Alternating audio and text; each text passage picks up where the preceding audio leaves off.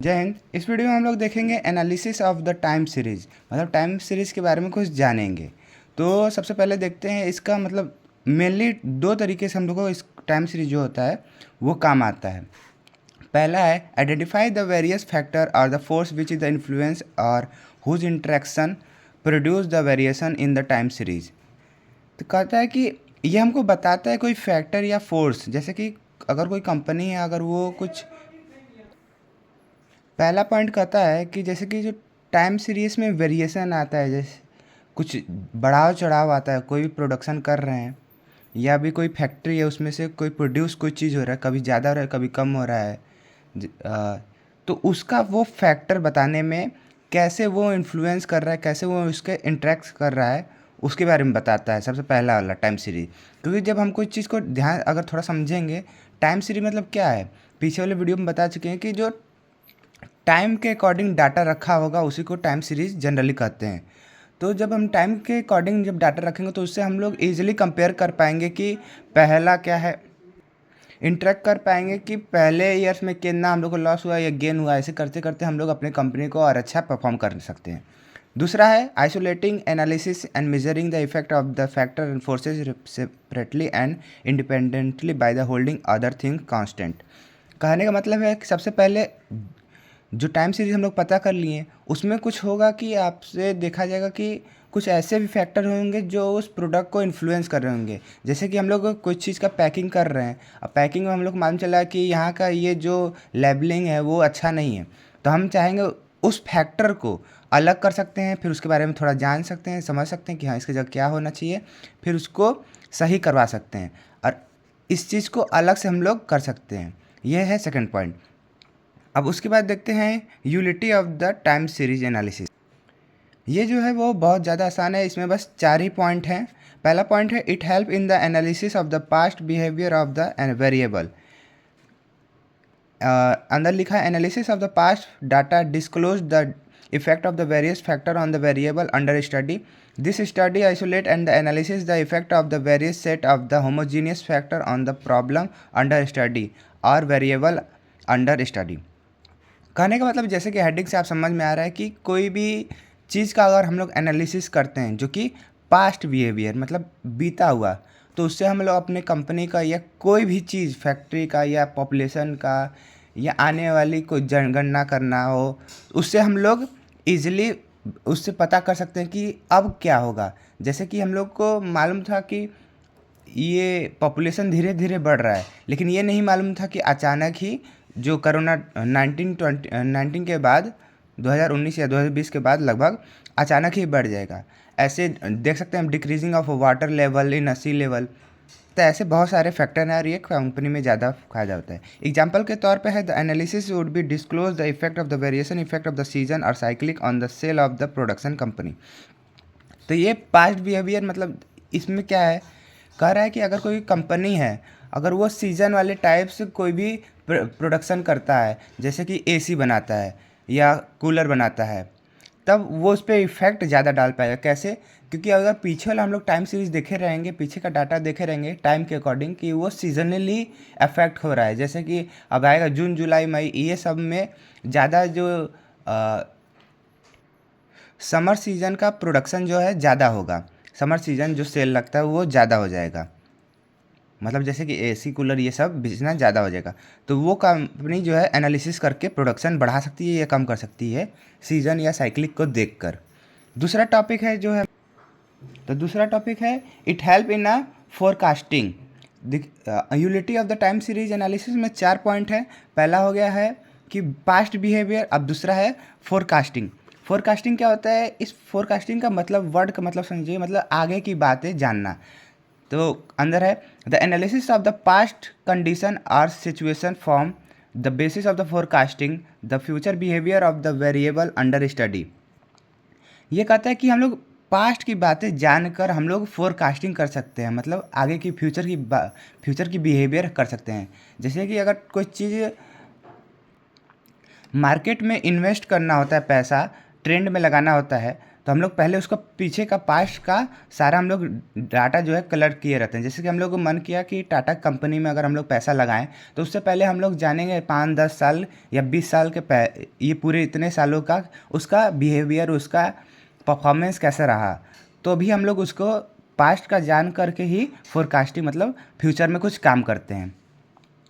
This help in the making the future plan of action in which the plan economic all plans for the future development and the formulated by the analysis the past behavior of the number or related variable। कहता है कि वही बात है कि जो हम लोग पास्ट वाली कंडीशन या पास्ट वाली सारी बातें जान गए हैं तो हम इससे अपना फ्यूचर प्लान कर सकते हैं कि हाँ ये वाला शेयर हम अभी नहीं, अभी तो गिर रहा है तो इसके बाद मैं शेयर ये वाला खरीद लूँगा, या इस कंपनी में अभी नहीं, अभी तो लग रहा है कि अभी ठीक नहीं है, अभी तो अभी मैं फ्यूचर प्लान के अकॉर्डिंग मैं इसमें नहीं लगाऊंगा। ऐसे करके हम लोग पास्ट बिहेवियर के अकॉर्डिंग हम लोग अपना फ्यूचर डेवलप भी कर सकते हैं और अपना फ्यूचर प्लान कर सकते हैं। एग्जाम्पल के तौर पे है the analysis of the time series related to the income और वेजेस और production would be the basis of the forecasting future in the income और वेजेस और प्रोडक्शन। जैसे कोई कंपनी अगर वो टाइम सीरीज यूज करती ही है, वैसे तो time series analysis of time series करेगा किस पे, इनकम पे, वेज पे, प्रोडक्शन पे, मतलब कितना पैसा लेबर को या वर्कर को देना है, साथ में कितना उसको वेजेस सामान वामान लाना है और कितना प्रोड्यूस करना है। तो अगर हम लोग पास्ट का देखे रहेंगे तभी हम लोग फोरकास्टिंग कर पाएंगे कि हाँ इतना हम लोग सामान ऑर्डर कर लें या इतना सामान ऑर्डर कर लेंगे या हम लोग इतना इनकम दे पाएंगे, या कोई को जब इन जॉब पे रखना होता है तो उनको बात किया जाता है कि कितना आपका इनकम रहेगा, ये सारे तो ये इसी फोरकास्टिंग पे चलता है। Various 5 year plan of our country are based on the analysis of the past data future projection in the plan which is the various tangent which are the set the take into account the past behaviour of the variable in a question. कहता है कि हम लोग अगर अपने country में अगर develop करना चाहें तो हम लोग डायरेक्टली कुछ भी पैसा कहीं नहीं लगा देते हैं। पहले हम लोग उसका 5 से 10 साल या 5 लिया है, अब उससे ज़्यादा ले सकते हैं, 5 या 10 साल पीछे का पूरा हम लोग जानते हैं, उसका बेस जानते हैं। जैसे कि कोई अगर हम लोग को देखना होगा, अभी एक हाल ही में चला था कि एक टेक्नोलॉजी से रोड बनने वाला था, तो वो जहाँ बन रहा था जैसे कि चाइना का वो है टेक्नोलॉजी, तो उसको पहले हम लोग एनालिसिस किए होंगे कि वहाँ के रोडें कैसी हैं, कितना देर तक चल रही हैं, तब हम लोग को जो है इंडिया में उसको लागू किया गया होगा। तो वही बात है कि 5 से 7 पहले हम लोग को जान लेते हैं कि कैसा यहाँ का बिहेवियर है, यहाँ का लैंडस्लाइड हो सकता है कि नहीं, कैसे लगाना चाहिए, तो ये उस वेरिएबल पे भी डिपेंड करता है जो कि पास्ट बिहेवियर पे होगा। इससे हम लोग अपना फ्यूचर का जो प्रोडिक्शन है वो ज़्यादा बेटर कर पाएंगे। तो पहला हो गया पास्ट बिहेवियर, सेकंड हो गया फोरकास्टिंग मतलब फ्यूचर बिहेवियर, और थर्ड है हम लोग का it help in the evolution of the current achievement, मतलब बीता हुआ, फिर आने वाला, और ये अभी का मतलब जो अभी चल रहा है। The review and the evolution of the progress made on the basis of the plan are done in the basis of the time series. ये जो बात है करंट अचीवमेंट, ये भी रिलेटेड है पास्ट से। कैसे? अगर आप कुछ अभी चाहेंगे तो वो एग्जैक्टली नहीं चाहेंगे। आपको मन किया कि आपके पास लाख रुपए है, 1 लाख रुपए है, तो आप इस कंपनी में डाल दें, नहीं, पहले उस कंपनी का पास्ट बिहेवियर देखेंगे तभी कुछ हो पाएगा। या कहीं भी या सेल होगा या प्रोडक्शन होगा, पास देखेंगे कि हाँ मेरा कंज्यूमर जो है इतना प्रोडक्शन, मेरा सेल जो है हो जा रहा है, तो उसके हिसाब से हम करंट अचीवमेंट पा पाएंगे।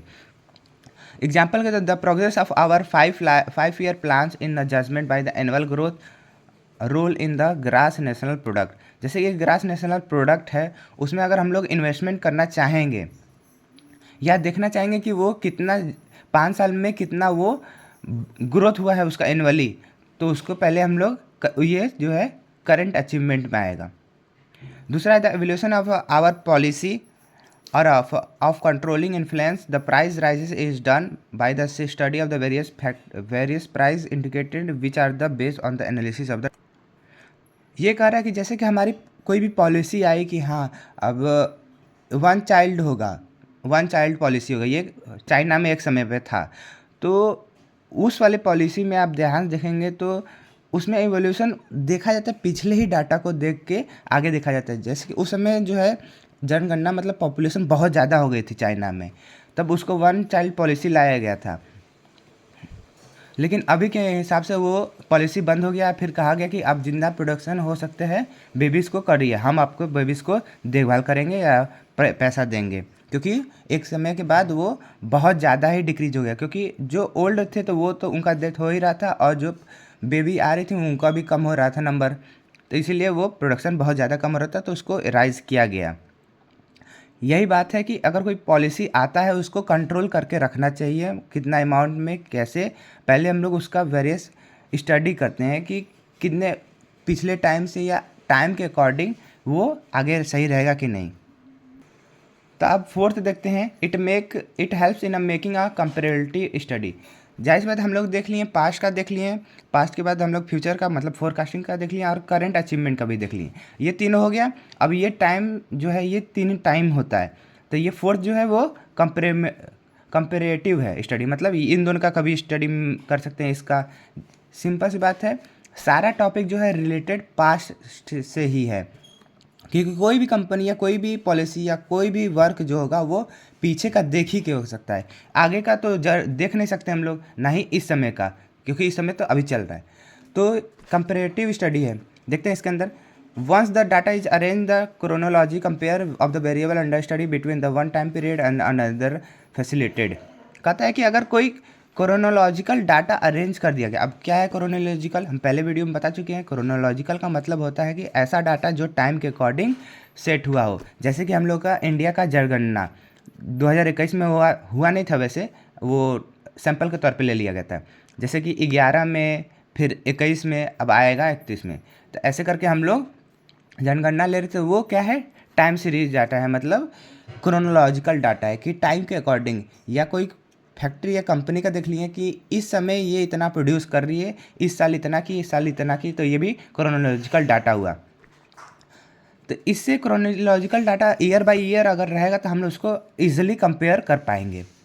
It provide a scientific basis for the making the comparison of the study and isolating the effect of the various component of the time series. It also help in religion comparison among the data collected on the basis of time. ये वही बात कह रहा है कि अगर थोड़ी सी अलग बात है कि हम लोग अगर क्रोनोलॉजिकल डाटा ले लिए या कि टाइम के अकॉर्डिंग हम लोग डाटा ले लिए, तो उसमें से देखेंगे कि ये वाला इफेक्ट जो है ज़्यादा प्रभाव कर रहा है, कि मतलब नए नए ट्रेंड्स जो आ रहे हैं वो हमारे कंज्यूमर को ज़्यादा पसंद आ रहे हैं। तो उस इफेक्ट को हम लोग चाहें तो आइसोलेट करके, मतलब अलग से उसको बढ़ा सकते हैं, तो जो कि कंपनी या फैक्ट्री का हम लोग का फ़ायदा होगा। ये और कह रहा है कि ये जो है रिलीजन कंपैरिजन भी कर सकता है कि हाँ, इस समय हिंदू इतने थे, जो मुस्लिम इतने, सिख इतने हैं, क्रिश्चियन इतने हैं, ये सारे को जो है उसे कंपेयर करके ये अधिकतर मैक्सिमम रिलीजन वाला कंपैरिजन जो है ये मैक्सिमम आपका उसमें चला जाता है, नेता वालों में। मतलब जब वोट होने की बात आती है, वोट देने की बात आती है, तब ये ज़्यादा काम देता है रिलीजन वाले में। तो अब अगर देखेंगे तो अधिकतर जो वोट मांगा जाता है वो रिलीजन को बैठा कर ही मांगा जाता है, अगर आप लोग न्यूज़ में या ऐसे देखेंगे तो। एग्जाम्पल के तौर पे population growth rate in the two different status of the period of the, कहता है कि एग्जाम्पल के तौर पे है पॉपुलेशन का बढ़ना 5 साल में या 10 साल में, ये दो डिफरेंट स्टेट की बात हो रही है। एक स्टेट और दूसरा स्टेट, ये दो ले लिए। अगर एक स्टेट में 5 साल 10 साल में देखते हैं कि मान लीजिए 10 लाख बढ़ा, तो दूसरे में ज़्यादा या कम भी हो सकता है, एग्जैक्ट तो बहुत कम चांस है। दूसरा है improvement of the literacy rate in the two different state और ओवर 5 और 10 ईयर। कहता है कि 5 या 10 साल में देखा जाए लिटरेसी रेट, मतलब पढ़ने वाले कितना शिक्षित हैं, दो डिफरेंट स्टेट में हम लोग कर सकते हैं। इम्प्रूवमेंट और decline in the gender ratio in the different area over a period of time, इसमें हम लोग जेंडर रेशियो को भी बढ़ा या घटा सकते हैं।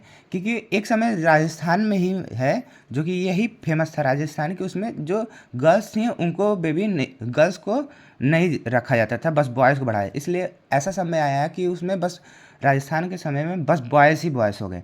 तो इसीलिए जहाँ देखेंगे कि जो गर्ल्स होंगी वहाँ की फीमेल होंगी वो बिहार से ही उठ के मैक्सिमम गई हैं। कोई से भी पूछेंगे इस समय की दादी नानी जो होंगी, जो 50 से ऊपर होंगी, वो सारी बिहार की होंगी। अभी जो है पॉलिसी को चेंज कर दिया गया कि अब गर्ल्स और बॉयज़ दोनों रहेंगे। तो आज हम लोग पढ़ें analysis of the time series और पढ़े हैं utility of the time series analysis. इसमें हम लोग 4 पॉइंट पढ़े हैं।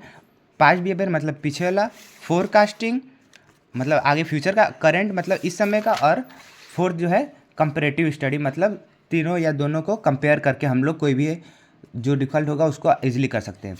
तो मिलते हैं अगले वीडियो में। अगले वीडियो में और ऐसे स्टैटिक्स का आपका क्वेश्चन मिलता रहेगा। फिलहाल के लिए इतना ही। जय हिंद।